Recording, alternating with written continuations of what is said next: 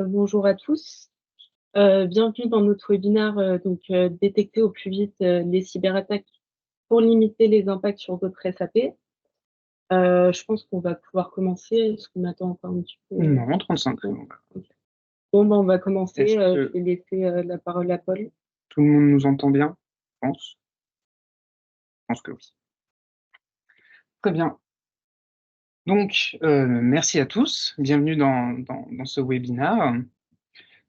Donc, aujourd'hui, on va avoir 2 speakers qui vont parler d'un sujet, d'autant plus d'actualité pour détecter au plus vite les cyberattaques qui concernent, les environnements SAP et comment s'en prémunir, comment se protéger de ces cyberattaques. Donc il y aura 2 speakers, dont Winkit, qui est Cloud Solution Architect, et moi-même, Paul-Louis Picard, Cloud Solution Architect. Donc tout d'abord, je vais vous parler un petit peu d'Andexar, notre entreprise. Donc Andexar, une entreprise qui a plus de 18 ans d'expérience dans le monde SAP et également dans le hosting d'infrastructures SAP, que ce soit du cloud public, comme sur Azure ou sur OVH, et également le cloud privé, donc on a notre propre plateforme. Andexar, c'est également une trentaine de consultants certifiés pour du SAP BC et pour l'infrastructure SAP. Nous avons environ un peu plus de 50 clients récurrents, ou contrats récurrents, avec un chiffre d'affaires de 8,5 millions pour 2023. Andexar, c'est également des doubles compétences, je vous parlais d'infogérance et également sur la sécurité SAP et la sécurité cloud. Donc voilà, ça c'est pour la petite présentation d'Andexar. Ensuite, on va rentrer un peu plus dans le vif du sujet on va faire un constat sur la partie sécurité, sur la partie cybersécurité, pour être précis, dans le monde SAP. On va vous parler des enjeux, justement, de cette cybersécurité, ce que ça apporte, enfin, la solution, la solution que nous proposons. On va également passer par une démonstration d'une cyberattaque et comment notre solution permet de la détecter et de se protéger des cyberattaques. Et on terminera par environ 10 minutes de questions-réponses sur le sujet. Donc, je vais laisser Kit parler du constat.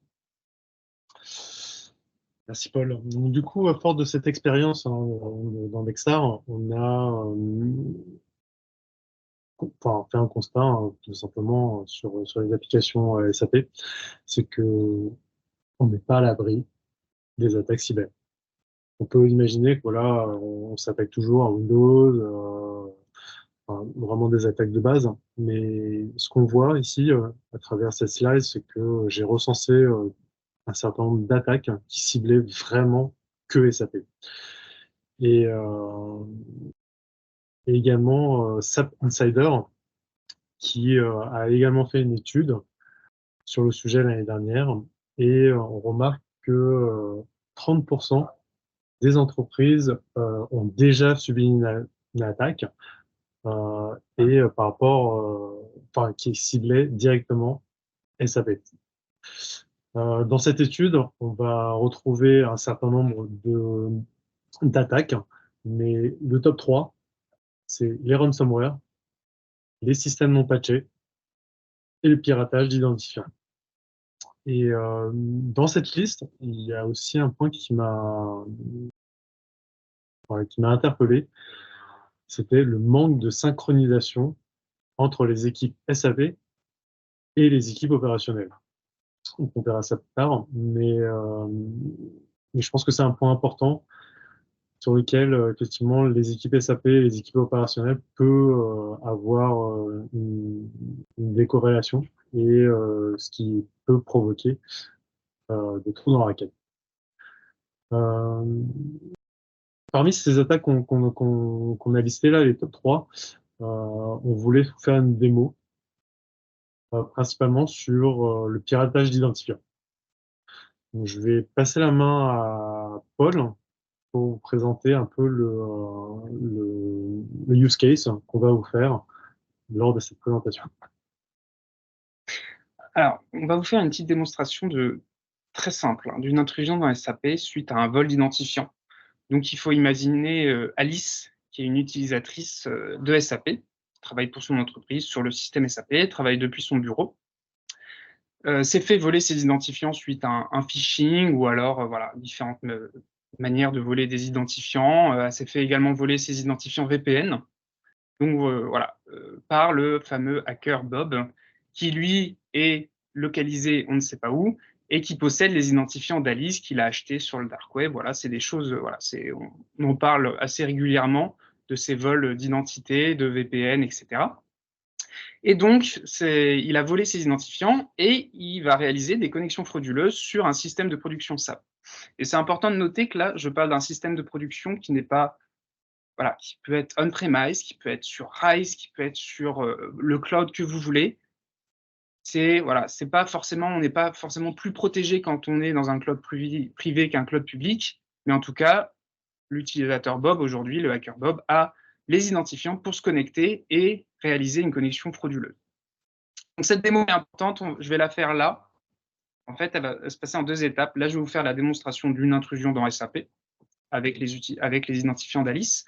Et tout à l'heure, on va vous montrer toute la démarche après, donc tout ce qui se passe, toutes les étapes qui vont se passer suite à cette connexion frauduleuse et comment, avec un certain nombre, un outil particulier, on peut avoir le comportement, on peut avoir un blocage automatique de l'utilisateur, on peut avoir des systèmes pour se protéger.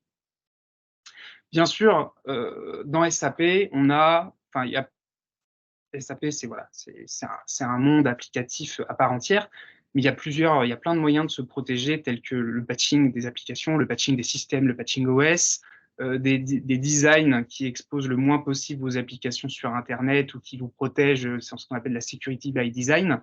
Là, on va vous présenter une autre manière de sécuriser n'importe quel système SAP. Donc, je vais vous présenter Bob, qui a récupéré justement le login. Donc là, c'est le PC de Bob. Il a récupéré donc les identifiants SAP d'Alice et il va se connecter sur le système de production d'Alice.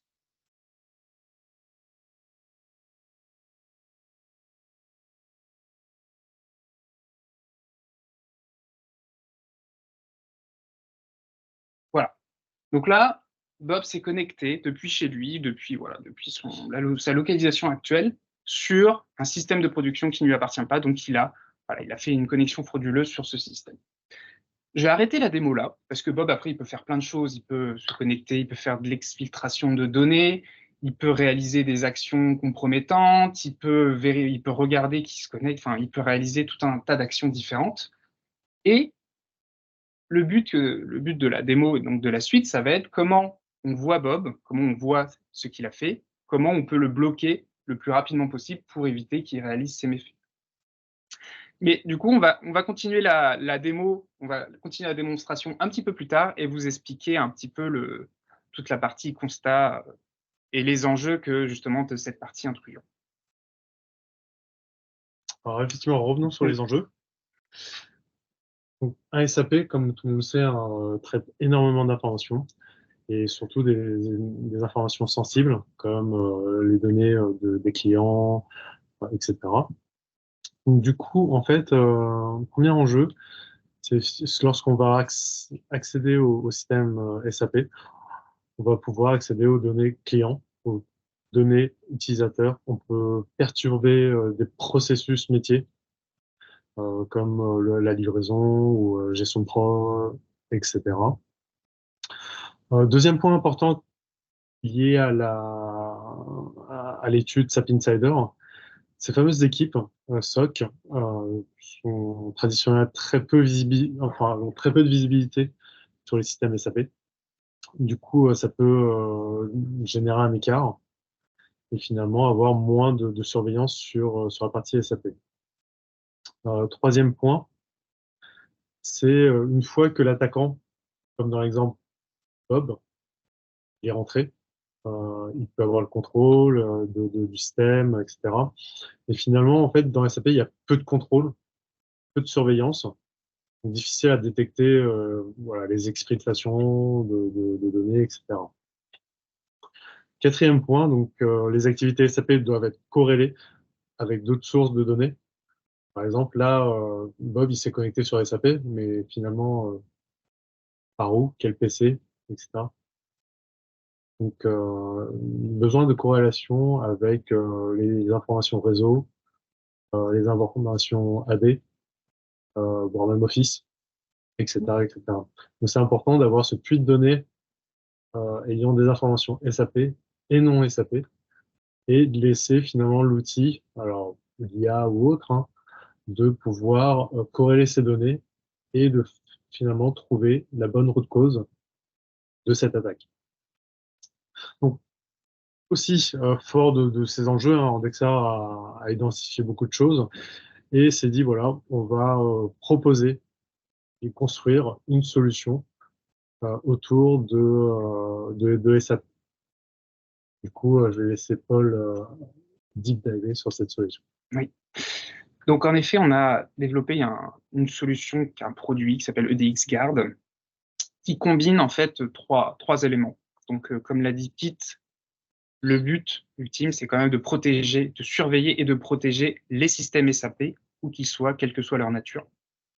Et pour cela, on s'appuie sur deux choses. On s'appuie sur un SIEM, donc, qui s'appelle Microsoft Sentinel.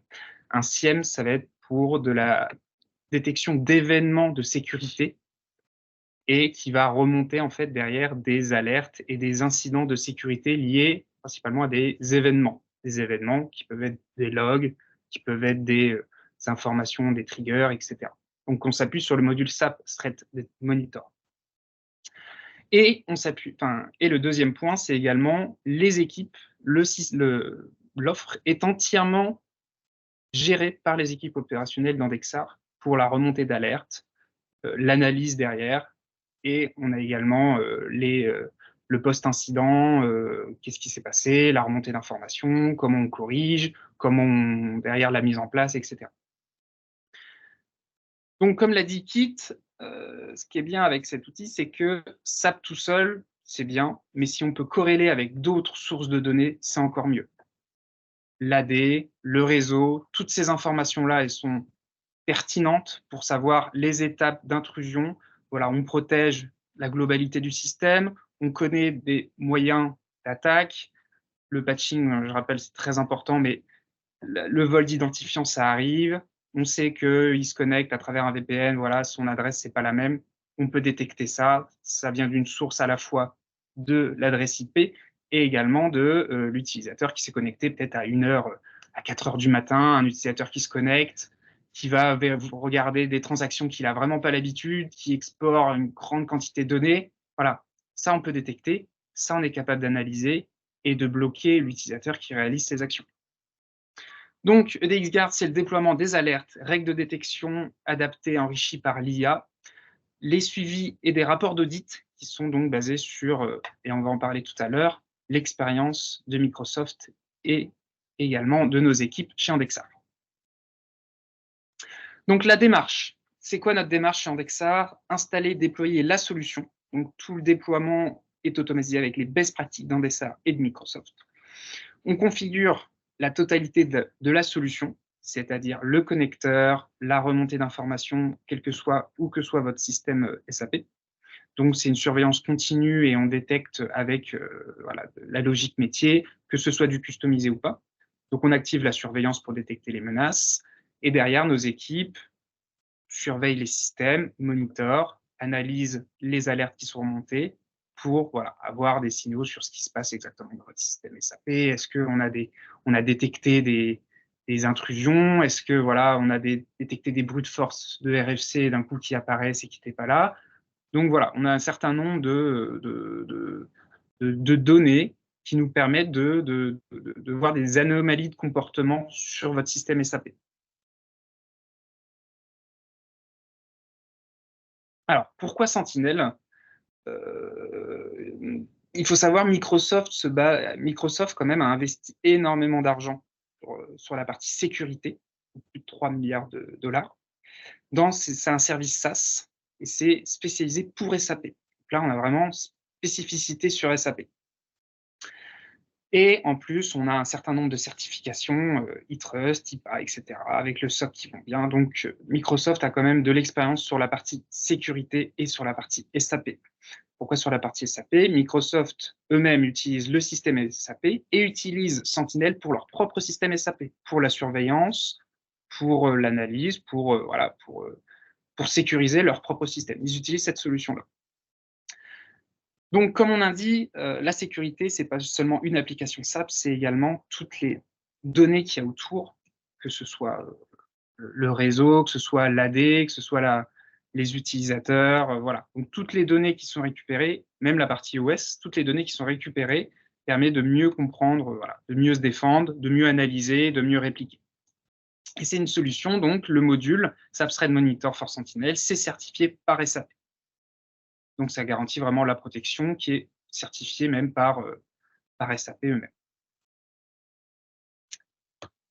Voilà, et donc, on va continuer maintenant la démonstration de Sentinel.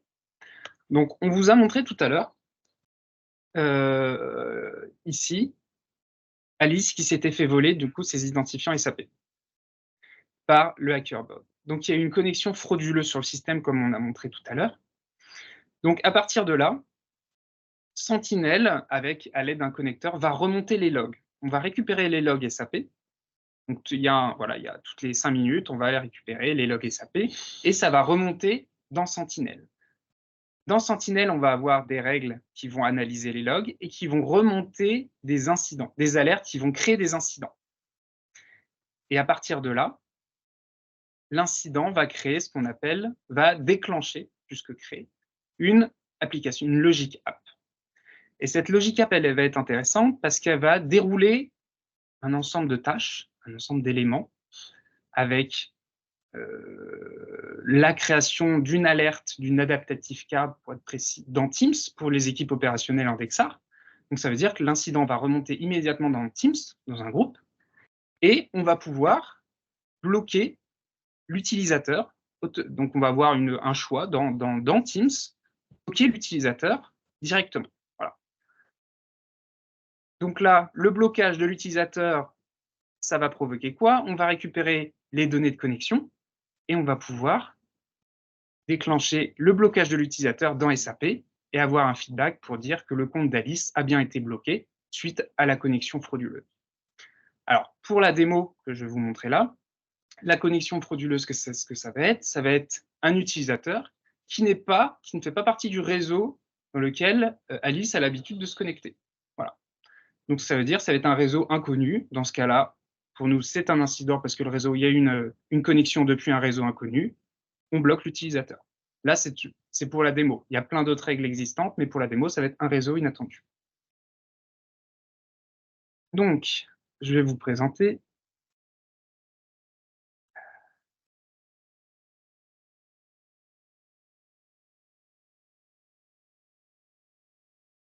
Et du coup, le blocage en fait de l'utilisateur, c'est un appel qui aura lieu dans SAP.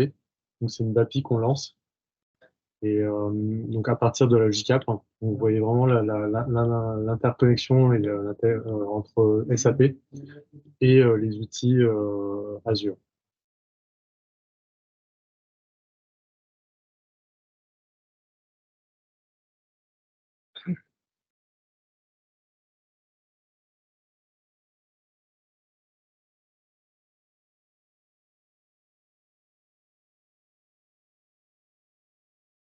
Tac.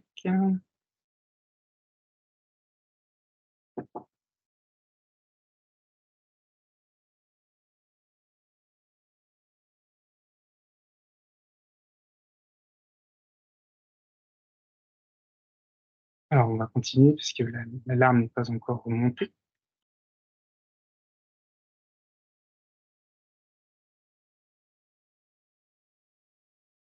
Donc ça, c'est la particularité de la remontée de log. Je vais vous présenter la démo. Il y a une petite question éventuellement, Paul, si tu veux y répondre. Oui, je vais y répondre. Donc, Sentinel détecte une adresse IP hors réseau de l'entreprise. Oui. C'est bien cela? Oui. Alors oui, c'est ça en fait. Le VPN, en fait, donc pour la démo, le VPN, comment il s'appelle? Bob s'est connecté depuis VPN, certes, mais depuis une adresse IP publique qui n'est pas du tout celle de l'utilisatrice Alice. Et en fait, on va détecter cette adresse IP qui ne fait pas partie d'une whitelist, donc un ensemble d'adresses IP qu'on a whitelisté, qui nous dit ces adresses IP-là sont sûres, elles peuvent se connecter. Voilà. Donc voilà. Ça, c'est vraiment pour la démonstration, c'est pour une démo la plus visible possible, la plus ludique.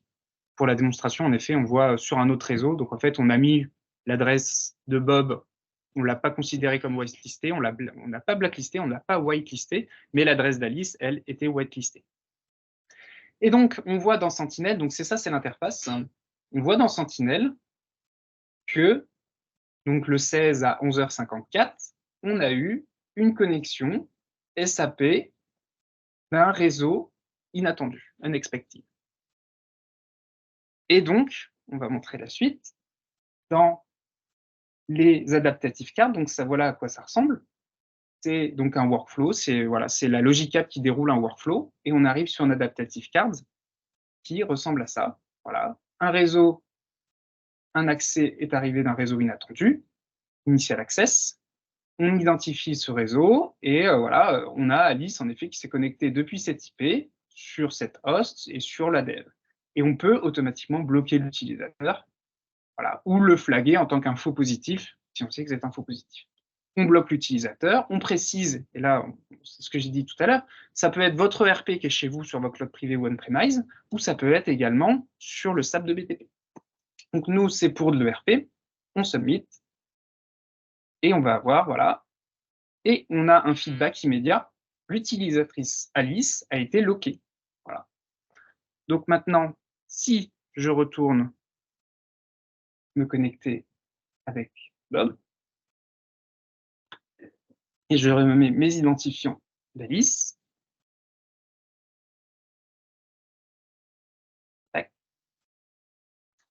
je peux voir que mon mot de passe ou nom est inconnect, qui en fait, mon utilisateur est simplement bloqué.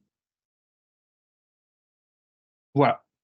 Donc en fait, la particularité, c'est pas... Alors, l'outil est très... Il y a plein... On fait du SIEM, donc on fait de l'analyse d'événements. Les événements sont à peu près récupérés toutes les 5 minutes. Donc en fait, toutes les 5 minutes, on a les logs qui reviennent, des nouveaux logs. Et dès qu'on a le log d'événement où on a la connexion de Bob avec les utilisateurs Alice, tac, ça peut bloquer, on reçoit immédiatement l'alerte, et derrière, on bloque, c'est quasi immédiat, c'est une requête voilà, qui est envoyée au système SAP pour demander de bloquer l'utilisatrice. Enfin, l'utilisateur. Ça revient bien à une question de M. Grévaux. Oui. Dans le cas d'un SSO entre ID, en amont de la connexion SAP, est-ce que la solution VxGuard a une valeur ajoutée? On peut bloquer dans l'AD directement, dans l'Azure AD, on peut bloquer l'utilisateur, en fait, et considérer, voilà, on peut jouer avec cet aspect-là, et c'est là que Sentinel, ça fait un peu la force de Sentinel, c'est-à-dire que derrière la logic app, on peut se connecter à Azure AD et très bien bloquer derrière l'utilisateur et lui désactiver son compte, et dans ce cas-là, ça bloque complètement ses accès SSO à travers l'AD, à travers l'Azure AD. Donc c'est tout à fait possible en automatique de bloquer immédiatement l'utilisateur. Après, ça fait pas que ça. Hein. Ça fait pas que ça. En fait, Sentinel, derrière, il y a la remontée d'incidents, on est vraiment sur des types d'incidents multiples. On va être sur détection de brute force, vol d'identité, vérification, enfin, quantité de données, un export, qu'est-ce qui a été téléchargé, est-ce que des exécutions de comptes sensibles, ou pas de comptes, pardon, mais de programmes sensibles, qui a fait quoi? On peut même utiliser Sentinel, et on utilise Sentinel également pour de l'audit. Savoir qui a fait quoi, qui a lancé telle transaction, quand est-ce que ça a été fait, est-ce que l'utilisateur, voilà, on peut faire des suivis de personnes, tout ça c'est logué, c'est récupéré, on peut choisir sa rétention, est-ce qu'on garde les données pendant 1 mois, 2 mois, 3 mois, donc évidemment il y a la quantité de données qui peut augmenter au fur et à mesure, on paye le prix du stockage qui est assez peanuts donc sur Azure, et on peut faire de l'analyse sur 2 mois, 3 mois, récupérer les logs, c'est du requêtage derrière, on peut détecter les incidents de sécurité comme ça. Peut-être qu'on pourrait montrer dans Sentinel un peu l'étape de configuration, par exemple des programmes Les qu'on règles whitelist, analytiques, etc. bien sûr. Exactement. Donc voilà à quoi ressemble l'interface. Après, cette interface, elle peut se connecter, mais elle peut se connecter à d'autres dashboards ou récupérer ça pour de la remontée d'informations. Mais on peut montrer les règles analytiques qui existent. Donc là, on a les active rules, c'est celles qu'on a activées, mais on a également tous ces templates-là qui sont utilisables. Donc par exemple, je suis Bob, je me suis introduit dans SAP. Peut-être la première chose que je me dis, j'aimerais pas me faire repérer. Donc peut-être désactiver la récupération de log. Donc là, je vais désactiver l'audit de log. Je le vois immédiatement, c'est une remontée dans Sentinel. L'audit log a été désactivé. Voilà, pareil. Donc là, les équipes interviennent, opérationnelles, voilà, pour voir ce qui s'est passé. Un utilisateur a désactivé les logs. Création, je suis Bob, mais bon, j'ai récupéré Alice, mais Alice, elle n'a pas non plus voilà, tous les droits. Je crée un nouvel utilisateur, où je regarde les autres utilisateurs en fonction de... Et là, je peux détecter qu'en effet, Alice a créé un nouvel utilisateur, chose qu'elle ne fait jamais, ou alors à des heures pas possibles, tac, ça peut créer un ticket. Voilà. Derrière, on a une souplesse, on a à la fois le standard des détections de règles, et on a derrière nous qui pouvons customiser les règles par rapport aux utilisateurs, par rapport à vous, en fait, à l'utilisation que vous en avez. Si vous êtes 500 personnes, vous êtes 20 personnes, il y a tel utilisateur qui doit avoir tel droit, elles ne doivent pas faire ça, même si elles n'ont pas le profil pour, on peut détecter voilà, des changements d'utilisateurs. Donc là, en fait, on a une Du coup, on est sur un use case où on pourrait pris le PC de Alice, donc on bypasserait toute la partie SSO, Ouais. etc. Mais arrivé dans SAP, grâce à ces règles, Tout à fait. on va pouvoir avoir des contrôles additionnels en plus des accès classiques réseau, etc. Oui, D'où on la va avoir, corrélation. voilà, c'est ça. Et en plus de ça, on va pouvoir voir le comportement d'Alice. C'est ça qui est fort, c'est que on va avoir des anomalies, mais pas des anomalies. On va dire ça c'est une attaque. On va voir c'est clairement une attaque, voilà, par rapport au credential. Non, on ne voit pas forcément. On va dire tiens Alice, elle a téléchargé ces fichiers-là à telle heure, telle date, depuis telle adresse. Ok, les adresses ça va, l'heure bon, on travaille tard le soir, mais ces fichiers-là, ça arrive jamais qu'elle les télécharge. C'est des trucs assez sensibles. Voilà, c'est des fichiers de compta, etc. par rapport à des fournisseurs, ça arrive jamais. Je remonte une alerte parce que c'est pas un comportement normal. Ou alors, Alice, ça fait 20 fois qu'elle se trompe de mot de passe. Déjà, au bout de 3 fois, normalement, en général, on a une sécurité qui bloque. Mais voilà, elle s'est trompée plusieurs fois de mot de passe, toujours à peu près aux mêmes heures. Hop, on lui redébloque son mot de passe disant fais attention, et elle dit mais ouais, moi, normalement, je ne suis pas connecté, etc. Bon, ça passe peut-être à la trappe, mais au bout d'un moment, on a une alerte qui dit bon, là, c'est la 20e fois que tu te trompes de mot de passe sur 5-6 jours. Bon, voilà, c'est qu'il y a quelque chose qui ne va pas. Okay. Tout à l'heure, tu parlais des templates. Oui. Donc ça a été développé par Microsoft et également par Andexar. Est-ce que si un client veut mettre en place des règles un peu spécifiques, comment ça se passe? Alors, on a la customisation.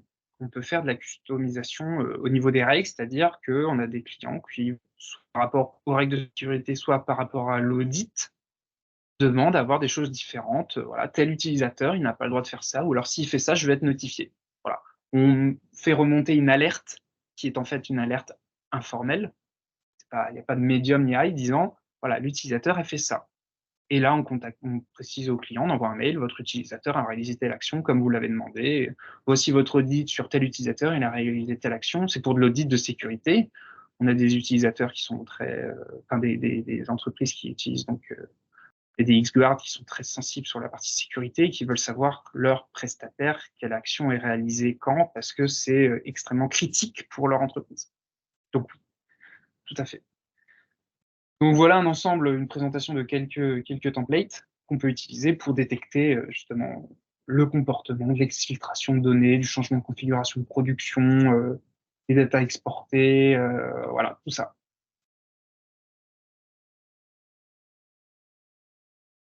Ok.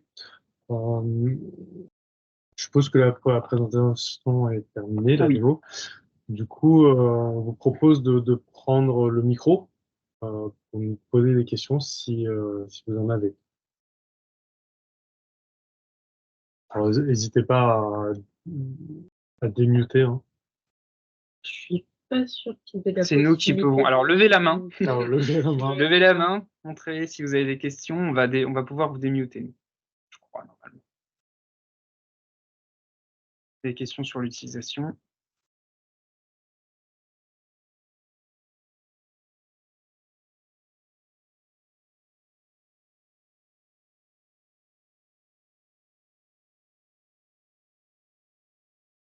Eric. Eric. Ouais, monsieur Eloi. Hop. Alors, vous êtes en mute, vous pouvez démuter votre micro si vous souhaitez. Oui. Oui, bonjour, pardon.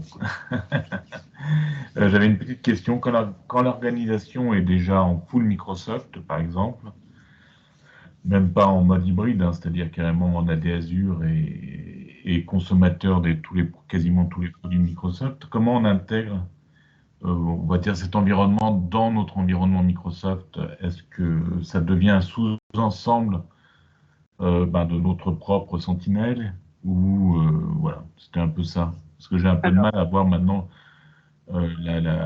comment se fusionnent les deux ou s'il y a une fusion des deux environnements, surtout s'il y a un SSO qui est prévu. Alors, si vous avez déjà un environnement qui est full Azure, par exemple, où vous êtes vraiment sur Azure sur votre environnement SAP, nous, on vient, en fait, on n'est pas, on vient déployer, installer sur votre souscription, en fait. Donc, en fait, Sentinel, en quelque sorte, vous appartient. Nous, on est là seulement en tant que, on vient manager la solution. On vient la déployer, installer tout ce qui va bien. Et c'est nos équipes qui, derrière, vont exploiter la partie Sentinelle. Donc, mais on vient installer dans votre environnement. Voilà, vous nous donnez des droits qui sont une liste de droits suffisants pour qu'on puisse déployer. On déploie la solution en mode, donc c'est du SaaS, hein, il faut savoir.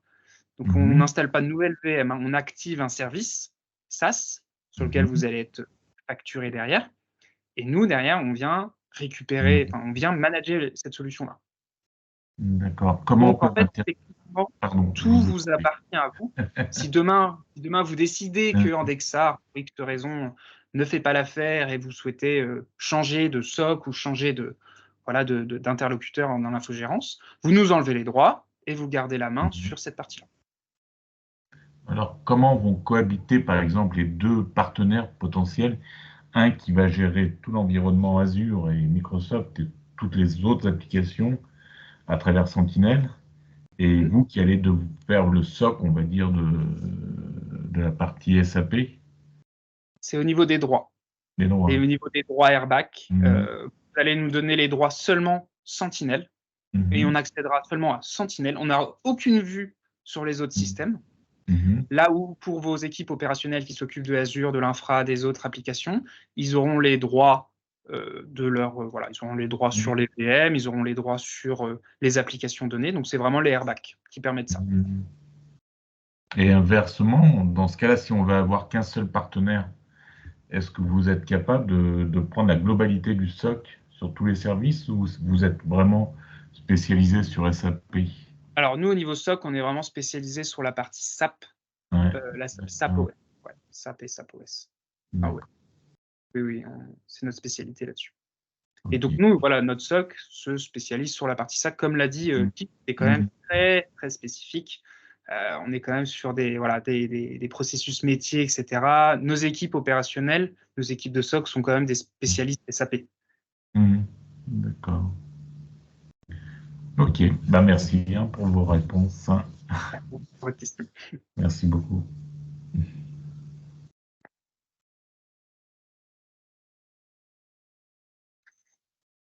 Est-ce qu'il y a d'autres questions? N'hésitez pas à lever la main. Je vois qu'Eric a levé la main. On n'a pas d'autres mains levées pour l'instant, mais on a dans le chat un exemple de déploiement.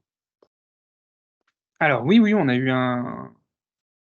a fait des déploiements actuels. Enfin, un exemple de déploiement, qu'est-ce qu'on entend par un exemple de déploiement? Client. Ah, un exemple de déploiement client.